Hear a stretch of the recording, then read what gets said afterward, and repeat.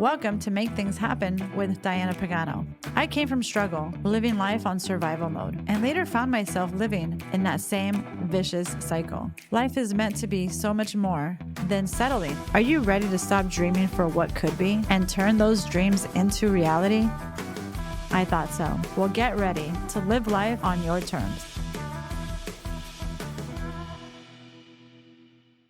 Hello and welcome to Make Things Happen podcast. On today's second episode of our sales series, we're talking about understanding the customer. And I'm so excited to get into some stuff. If you haven't seen the first episode, it's okay. It's not too late. Go back and watch the first episode. It is so foundational. But on today's second episode, it's all about understanding the customer and the importance that comes with. So without further ado, I'm going to go right into it. And I want you to understand one thing, if nothing else, about understanding the customer is that it's not about you. It's about them. It's about how you're cultivating, truly listening to the customer. And for those chatterboxes, I've been guilty of it myself. You just talk. And I learned years ago that you got to listen more than you talk. And for most people that have been in sales, they'll say, well, what do you mean? Like, of course I have a lot to say. I got to close them. I got to talk about, how great I am and my record in selling or the product.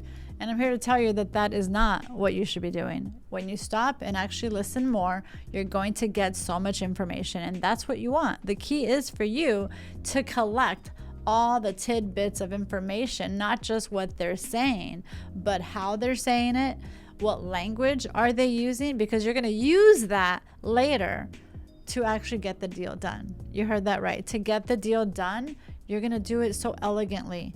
It doesn't have to be hard. You don't have to be aggressive. Just pay attention to certain cues, and we're going to get into that. And people don't care about how great you are until they believe that you truly understand them. And the way you make them feel that you truly understand them is by truly listening to everything that they have to say. So don't start from selling. Start from a place of solving a problem that they currently have. Oftentimes people don't see that, like, oh, they just want to buy this or they need that. Yes, but you're still solving a problem. So when you take that shift in perspective and say, I'm not selling something, I'm going to come from a place of solving. I'm solving an issue, a problem, a challenge that they currently have. There's a reason that they need your product. There's a reason they need your service, and stick with the mission at hand. So oftentimes you might want to lead with features and success stories and all of that. Stop. Let that, put that on the sidelines for now. You can talk about how great you are, how great your service and how great your product is, because nobody knows more than boasting how great you really believe in the thing you're doing, 100%. But wait for that. At the beginning, especially when you're building rapport with a customer, you want to talk more about what is it that they're struggling with. Don't lead with your success stories and how great you are. I want you to start first and foremost with what they're struggling with. Show empathy. Let the customer tell you what their problems are. And that's where you're going to pick up a lot of the cues of what their pain is or what they wish they had. And it's your job to fill the gap. It's your job to figure out where are they now and where do they want to be. And it's your job to fill the gap and say that's where you come in. And instead of saying, hey, here's what I offer, a lot of times the biggest mistake the salespeople do is they just want to push things down people's throat of like, here's what I sell, here's my product, here's my service. It's like, no. What is the biggest challenge that you're facing right now, Jennifer? Especially you want to use their name. What is the biggest challenge that you're facing right now, John? You got their attention. Now they're going to be like, oh, okay, they're asking about me. Like they just arrived, they said hi, they shook my hand, and it's all about me. Every customer wants to feel that you're interested in what is on their mind, that you're interested to uncover more. So once you uncover what is their biggest challenge, that's what you want to start with, is like, what led you to wanting to solve this problem? You want to understand, what was their determining factor? What was their final straw? So you want to understand what made you want to find a solution. What happened that made you say, hey, I need something different? I'm telling you, that's where it's at. Oftentimes people get the call and they're like, yes, I have my inquiring about your service or inquiring about your product. But you miss things when you're not looking at what's their why, what's their purpose, what happened. Maybe they had a different vendor, different supplier, the competitor. And you're not asking what drove you to find something different. What drove you to find something better. I'm telling you, the value in asking the right questions is huge. So I want you to really think about, what questions are you asking your customers? You got to ask better questions so that you can get better answers. And I'm not talking about those surface level questions. I'm saying go beneath the surface, go underneath the hood and uncover what is their driving force, what happened that led them to want to do something different. I'm telling you, don't discount that. That's huge in uncovering how later you're going to present them what you offer. And remember, the quality of your questions will determine the depth of your connection with your customer. So pay attention to the quality of questions. What kind of questions are you asking? Number one, they're going to feel heard. They're going to feel seen. So remember, your job is to collect information. Your job is to listen more than you're talking. So you're asking one question, and then they're going to unravel the very thing you're looking for. And sometimes they're going to tell you more than you even asked for. And one of the things, if nothing more, you take away from this episode is the way that you ask a question. And let me give you a little trick. When you ask a question, whatever it is, whether it's, hey, I'm curious to know what led you to look for a different solution. There's one, and you're using the word, pay attention to what I just said, the word curious. When you say the word curious, the walls come down. You're not just saying straightforward, like, hey, what made you come to my website? Or what made you come look for what made you go with a competitor? Versus asking a question straightforward, there's nothing wrong with that. But unless you've built that rapport, people aren't going to just come to you and just tell you everything about themselves, right? So you got to build the rapport first. Once you build rapport and you're connecting with your client or your customer, then you have permission to ask those questions. But just by using the word curious, I'm telling you right now, that is going to be huge. I'm curious why this, or I'm curious what inspired you to look for a different solution. I'm curious what the other vendor is offering you. I'm telling you, just by using the word curious, they're gonna absolutely reveal so much more. Even with my kids, I say curious. I'm curious what, I used to do this with my daughter. She would hate telling me, Mom, I don't know what homework I got today. And she was, but when I would say, I'm curious what homework you have today. And all of a sudden she'd be like, oh, I only have history today, or I have this.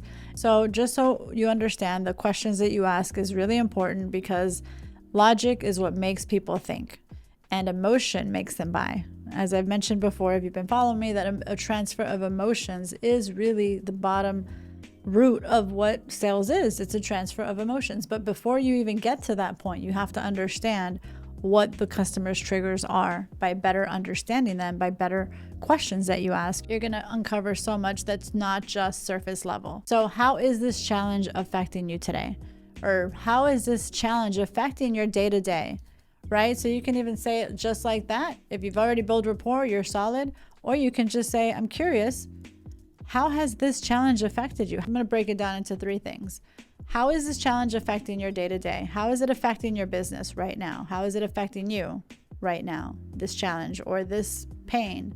So for example, right, I know if you're in sales, selling software, selling a service, selling real estate, I've been in real estate, everything that it is, it doesn't matter what it is. It doesn't matter what industry you're in. There's always a buyer need. There's always buyer's remorse. There's always a hesitation. There's always a motivation. There's always a pain. There's always a gain. Always. I don't care if they're buying a vehicle, they're buying a car, they're buying a house, they're buying doesn't matter. There's always a reason, and it's your job to figure out what that reason is. For example, if I said, what's the challenge of you not buying this house? Well, my family's in a 2-bedroom apartment. We have no yard for our kids. They're driving us crazy, and we get home from working 45, 50, 70 hours a week to our kids, and they can't go anywhere. Well, there you go. Now you know their pain. Everyone has a reason. Oh, the service is making me look bad because the vendor that we're using didn't do a good job, and I'm the one that chose them. Well, boom.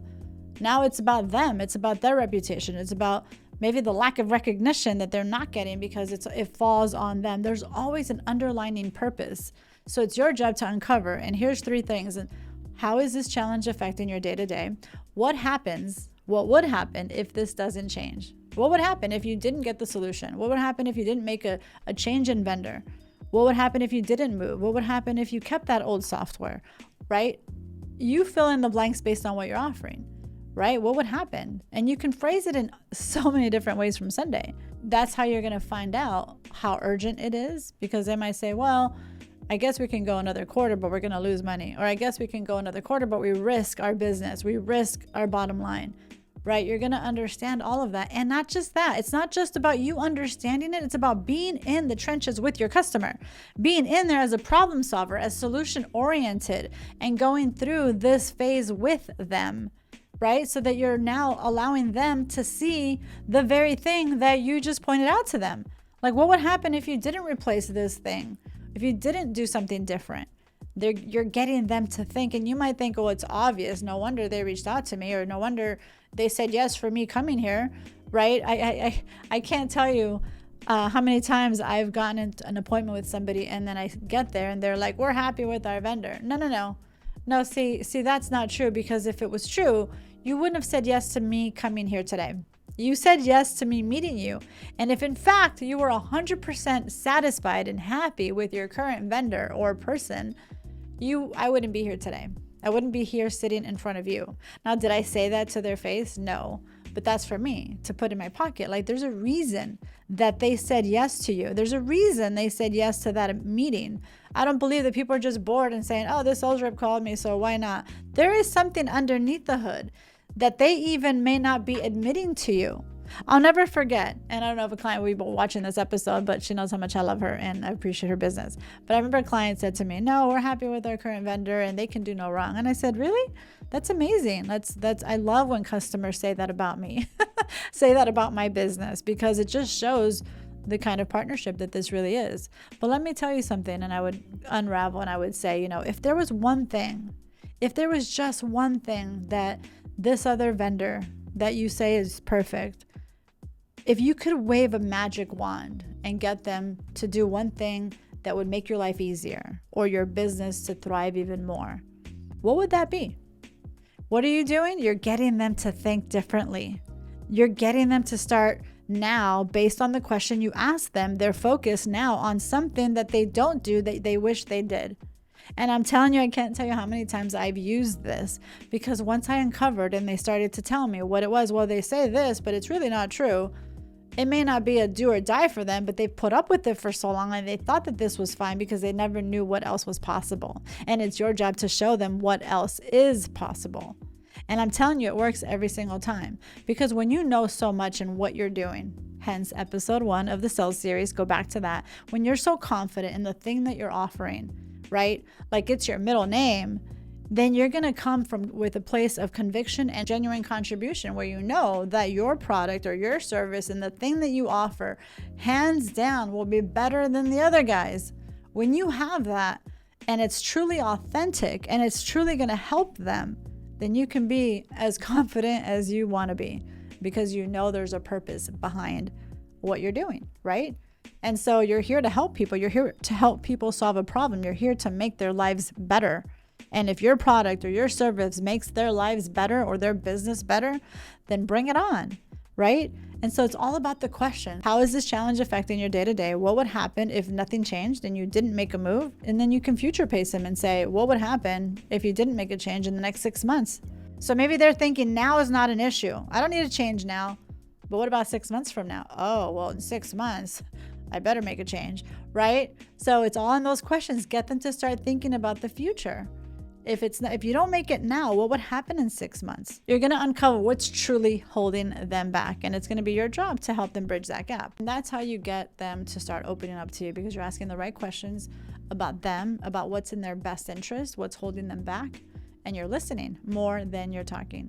This is what's going to open the emotional door that every buyer and a person selling, the sales rep, has. It's emotions that drives somebody to make a move. It's emotion that actually closes the sale. And this is what opens the door for real motivation of what the buyer is actually going to do. Sooner or later, they're going to make a move. Why not let it be with you? And when you ask good questions and you connect with your clients, that is 100% what builds trust. They're going to feel safe talking to you because you know what they want. You are in it for their best interest because you're driving them. You're driving their thought patterns of where you want them to think. Think about the challenge. What's the reason, what's holding you back, and where do you want to be? And it's your job to bridge the gap where they feel like you get them, you understand them.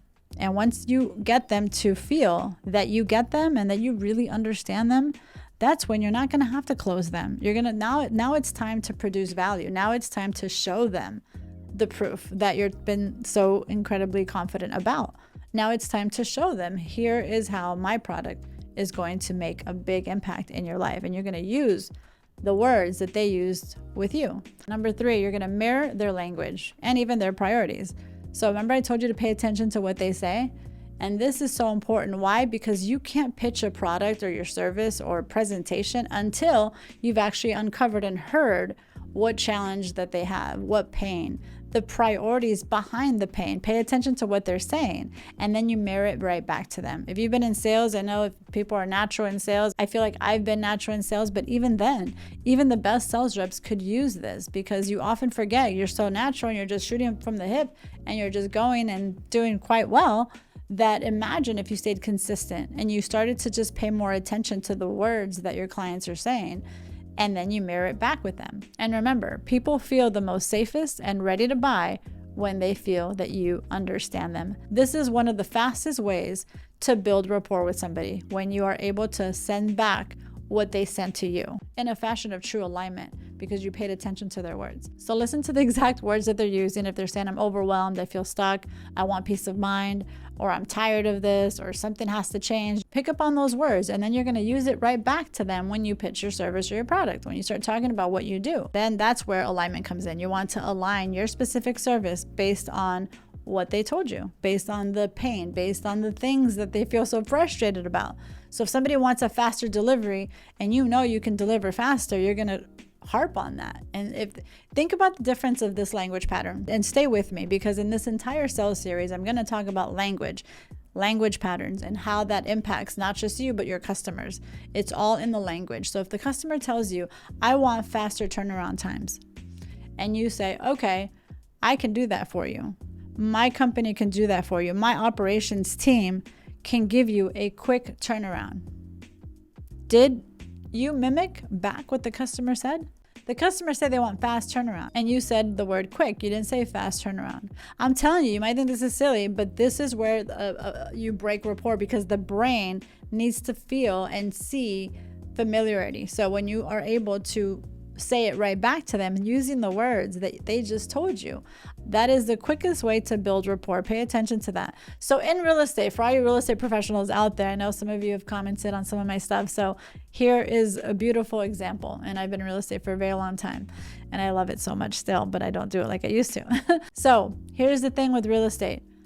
I need a 3-bedroom house with a pool and a backyard. And I absolutely have to have an open kitchen. And you say, okay, so you'd like to have a 3-bedroom and you'd like an open kitchen. No, she didn't say I like an open kitchen. I must have. Here's another example. If the customer tells you, I just feel overwhelmed because I need to find a solution. And then you're going to throw it back to them. Okay, I can understand that you're frustrated. Did that make sense? Did that really connect with your client? No, it didn't. Your client said they felt overwhelmed, and you said, I can understand that you feel frustrated. Boom, you broke rapport. The customer's going to feel that you didn't listen, that you're not somebody that listens. In fact, more than 79%, it might be higher now, the consumer does not believe that a sales rep really truly understands their needs. That's a statistic that I don't think has changed much. So look it up. So it's your job to be different. That's the competitor. The competitor is not listening. They're just out there just pitching, but they're really not listening to the customer to truly be empathetic when they're dealing with a problem and truly show empathy. Like, oh, that must feel XYZ. If they say they feel overwhelmed, it's your job to be like, I can understand how overwhelming that must feel. Not, right? If they say, I'm so overwhelmed, you don't say, I can understand how frustrating that must be. I get you're probably thinking, what do you mean, Diana? It's the same thing. It is not the same thing. That is not what the customer said. You got to pay attention to the exact words that the customer said. And so for those of you that have been in real estate, you know, my background, I love it so much. So a great example. If the customer says, pay attention, by the way, and this is probably going to be a different episode. Right now it's understanding the customer. We're going to talk about language patterns later and go deeper with it. But there's wants and then there's needs. So the client says, I want a 4-bedroom house and I needed to have a pool because definitely I'm tired of going to my neighbor's house to go swimming with my 5 kids. And then you tell her, okay, so you want a 4-bedroom house and you also want a pool. She didn't say want a pool. She says she needs a pool. So, right, there's a difference. There's a disconnect. And I'm telling you, that's how they receive it. And they don't even know that they receive it like that. It's coming from a neurological response of how people and humans and your brain receives information. So by you saying, okay, so you want a 4-bedroom house and you absolutely need, that's fine too, because she said the word need, and you need a pool. This person gets me, and they're going to be loyal to you. I'm telling you, because now you're feeling that emotional connection, that you understand me, you feel me, you hear me. Pay attention to the words that you're using and mimic it back. And just remember that understanding isn't about reading minds. It's really about asking the right questions and paying attention to what they say so that you know what questions to ask next. And it's about asking, listening, and reflecting it right back to them so that they truly feel seen, heard, and supported. Number 4, paint the vision for them based on what needs are being met, that you listened to what they needed and now you're painting the picture for them. And remember, every buyer has the why, the purpose behind the purchase. Why they're going to buy something, there's always a reason. And you've uncovered a lot by asking the right questions. You know, is it freedom? Is it security? Is it clarity? Is it growth? Is it recognition? Is it, yes, there's a thing called saving money. Is it the bottom line? Right? But it can't be the driver. I'm telling you right now, because there is services and products that are absolutely cheap and nobody wants cheap. And if you're in the business of having cheap products and cheap services and you're just playing the numbers game, well, maybe this episode may not be for you. This is for people that want to really raise their game, get to that next level, and really lead with purpose of contribution. That you're actually not selling something for someone that wants to truly solve a problem, because I'm telling you, when you solve problems for your customers, you're no longer just their average sales rep, right? You're actually making a difference in somebody's life, and it's going to absolutely make an impact on your life. The more you help people get what they want, the more you're going to get what you want. And your business will absolutely grow like levels you may not have seen. And when you paint the picture for them, don't assume that you know what success looks like for them. Ask them, what would success look like for you? If you're in real estate, hey, I know you're looking for a special home, a specific home based on what you told me, blah, blah, blah, blah, blah. You having this house, what does that look like? So now they're going to uncover. It's like, oh my gosh, it's like their favorite question. Like a kid in a candy store, like, oh, it looks like this, it looks like that. And they might even tell you when. I'd be in there tomorrow. I'd be in there before the holidays. So, right? And now you're going to paint the picture based on the things that they told you. So if it's a product or service, you can get creative. You know what you're doing. You know what you're selling. Only you can answer that. What does success look like? Well, I have this product at my business. It's implemented and all my team members are celebrating because this has cut their time in half. So productivity has soared. They're telling you what success looks like. So the results, that's their why, right? Because at the end of the day, what's this doing for them? And if it's going to cut productivity because now your product or service is helping them, well, then paint the picture for them. And it's your job to get them there, get them to imagine already attaining the very thing that you're solving for them. And you want to make sure that you're connecting that vision using their own words. So imagine, Amanda, you're in your 4-bedroom house with the pool that you said you needed, and your kids are outside. You're using the words that they use and said, and my 5 kids, I'm not, and you're in the house, you're no longer using your neighbor's pool with your 5 kids outside. Oh my gosh, that would be amazing. It's the first thing they're probably going to say, something like that, right? And if they gave you a timeline, like before the holidays, then talk about it. Say it's a little chilly out. It depends on where you live, right? If you're in the East Coast like I am, then I'd probably be saying, it's not as cold as it typically is in October or November, because it's not really pool weather, at least not in my book. But you can do that. So let me tell you something very important. When you talk to your customers, when you paint the vision for them, you're the driver. Okay, this is where it gets good. You want to listen. We covered all the things that you want to listen to and really hear their pain, understand what their purpose is, their why. Then you want to throw it back, and so that you show them, I paid attention. You told me that you needed this and you wanted that, and the blah, blah, blah, blah, blah. And you're taking notes and you're remembering all this stuff because you're going to use their words back to them. And then you want to paint the picture. And remember, like I said, you're the driver. So whatever you want them to focus on is based on what you're saying, where you're leading them to. So if they say, oh, it's just really difficult for me to make a move right now because, we've been with this vendor for 10 years or 5 years, or I've been in this house forever. Okay, but there's a reason why they wanted to make the move to begin with. There's a reason why you're sitting right in front of them. So it's your job to remind them again, what are the things that might happen or not happen if they don't make this move? They already told you based on the questions you asked. Okay, I know that it's a busy time for you, but do you really want to go to your neighbors every time your kids want to go swimming? I know you want that yard, whatever it is, you're using that right back on them. And the way that you do that, like I said, is that you paint the picture, you paint the vision for them, because they're going to start imagining whatever you put in their minds, right? And that's what it's all about. It's not like you're persuading them in a negative way, right? Every person needs to make a move if they need to make a purchase of some sort, or you're solving a problem, you're solving a challenge. It's there for a reason. Just because they're hesitating doesn't mean that you need to back off. That's your job, to get back on the saddle and be like, hold on, let me remind them why we're here today. Let me remind them the benefits that this is actually going to do for them. So you're in it with them versus you just trying to sell them something. You're in it with them, problem solving with them, and reminding them all the benefits that this thing is going to do for them, that your product or your service or whatever you're selling them is actually going to solve. You got to focus on solving this problem, providing a real solution, and provide so much value that they can't resist but to move forward. And number 5, read between the lines. The reason that your buyer might buy may not always be the reason that you think they're buying. You got to pay attention to the cues. Like I said, what they're pausing about, what's their hesitation, what exactly are they hesitating on? Is it a timeline? Is it a budget? Is it the fear of making a change? Oftentimes people just have fear of making a change. They just want what's normal, what's certain today, what they're used to, their comfort level, right? But again, listen to the cues. If they may just be afraid of change, they may not even know that they're afraid of change, right? I'm not saying you're there to be their psychologist, right? But pay attention to those things, because I hate to see somebody lose a sale over some buyer that is just afraid of change, when in reality, you could have helped them get there.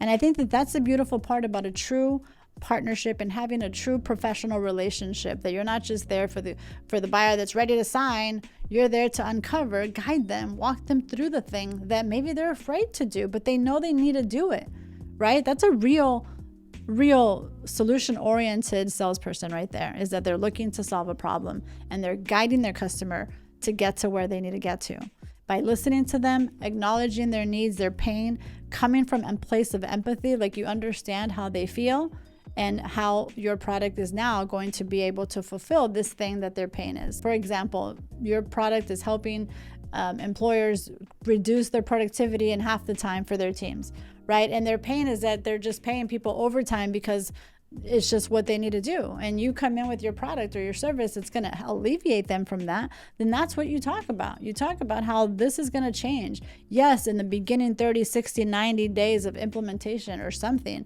there's going to be some work that has to get done, but you're going to see Jennifer, you're going to see John 3 months from now. You're going to look back. What are you doing? You're future pacing them. You're future pacing them in the future. You're going to look back and see how worth it actually was.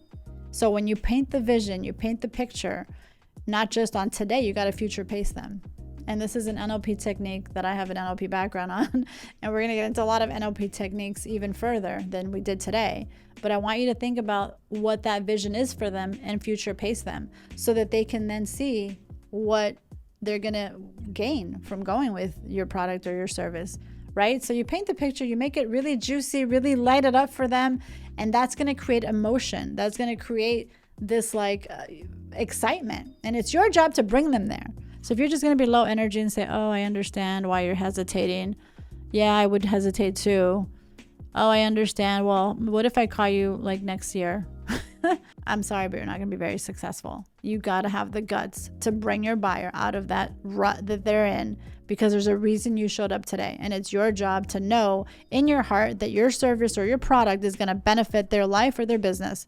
And if you believe it so much so, then you got to drive them to that place. And you will, by uncovering all the things that we talked about today and painting that picture, that vision for them, because you paid attention to their pain. So if they said, I feel frustrated or I feel overwhelmed with this, well, now, Susie, with my product, those feelings of overwhelming or the feeling of being overwhelmed is no longer going to be a thing. That's going to be a thing of the past. You just repeated back a feeling that they expressed that they had based on their current situation.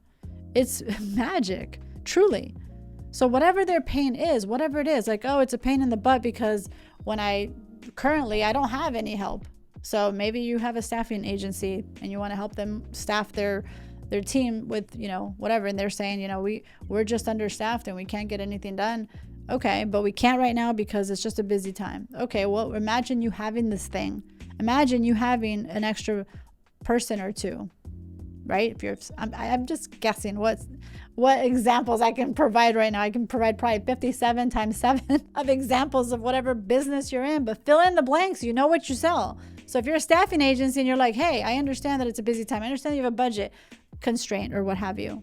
But imagine having 2 extra people. How much further will you be in your business? How much time will that free up from you or your team members or your accountant or your person, right? Now you're getting them to start thinking differently. Let me tell you something about, I don't care if it's a business owner, small business or big business or executive level, or it doesn't matter what level they're at. People are often just have their head in the sand, focused on their day-to-day. They can't see what you see. You're the unbiased, not in the business every day. You're there to solve a problem, to solve a solution, to make their life better. So, right? So when their head's in the sand, I mean, I hate to say it, but that's a reality. I can't tell you how many times I've seen it time and time again, including myself. When someone came to me and said blah, blah, blah to me, and I'm like, oh my God, I didn't think of it that way. And it's stupid stuff too. You're just like, how do you not think of this stuff? Why? Because your head's in the sand. And I'm telling you, I don't care who it is. Top executive level, C-suite level, I don't care, whatever level. If they're in front of you and maybe they're just a person of influence, maybe they're not the decision makers, but they're a person of influence. It is still your job to make that person of influence your greatest asset, your greatest advocate, right? Because they're going to go to their manager or the director or the VP or the CEO based on how much you influence them. And now those people become your sales reps, right?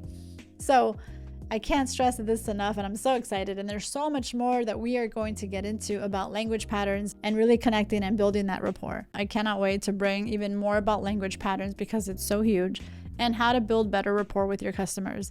I'm telling you, when you build rapport with your clients, it doesn't have to be hard. You are their partner. You are an extension of their team. And to wrap up, number 1, it's not about you, it's about the customer. It's about talking less and listening more effectively so that you can uncover what their real pains are. And number 2 is about asking better questions. The way you ask questions and how you ask the questions is going to allow you to get to the root of all the things that you're going to need later to really be able to actually pitch your product or service. Number 3, you're going to mirror their language, and you're going to pay attention to the language and actual words that they're using so that you can then tailor and customize your presentation or just having real dialogue with them so that they can feel heard. And number 4, you're going to paint the vision for them based on the information you just collected. You're going to paint the picture. You're going to future pace them so that they can see themselves attaining the thing that you're offering, having that solution solved for them. And number 5, you're going to read between the lines. What's really holding them back? What's the pauses, the things that maybe they're not telling you? Maybe the reason that they're actually going to buy your service or product isn't going to be the reason that you might be assuming. So pay attention and read between the lines. That is all on today's episode of Understanding Your Customer in our sales series. I can't wait for the next episode, so make sure that you subscribe so that you can get notified as soon as that comes out.